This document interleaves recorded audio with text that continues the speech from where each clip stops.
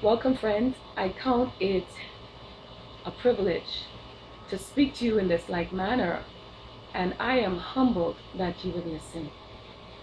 And I just want to encourage you today, as it may seem that you are going through your midnight hour. Yes, it may seem like the darkest time of your life, but you have been faithful. You have fasted, you have prayed, you have cried out to Abba Father, and yet things seem to have gotten worse for you. Listen, you could be in your midnight hour. Now I want you to reflect for a moment. Reflect for a moment when Jesus Christ, was in the Garden of Gethsemane, and he had asked two of his disciples to tarry with him to pray a little while. But they couldn't. They tried. They really did. But they couldn't do it. They fell asleep. And Jesus went a little further and prayed. And it must have been a most agonizing time for Jesus.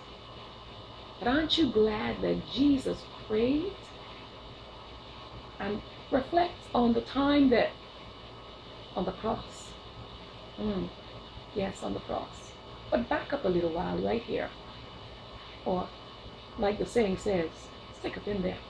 Remember when he was accused and he answered not a word? In your midnight hour, in the darkest time of your life, you have to learn how to be quiet. Listen, for me that's difficult, that's hard. But his grace is sufficient for you, his strength is made perfect in weakness. And in your weakest moment, in your darkest hour,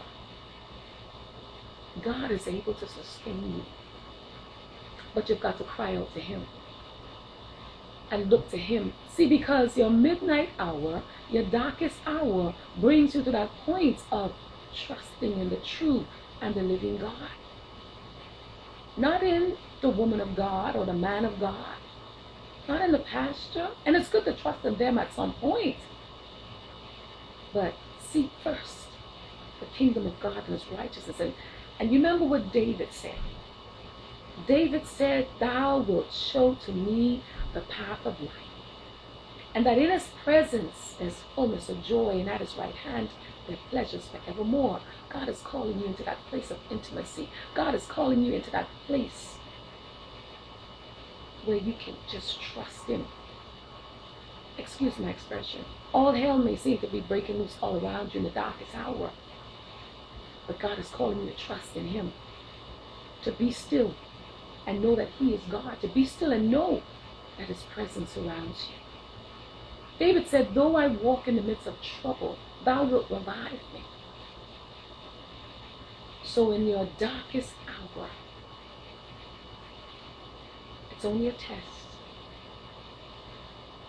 Because it's about to dawn in your life. But your darkest hour, God is building character. God is giving you stamina that you never thought you had, strength that you never thought you had. Listen, you can do all things through Christ who strengthens you. You are an overcomer. You are more than a conqueror through him who loves you. Never think it's you. Never think it's you who's carrying the burdens.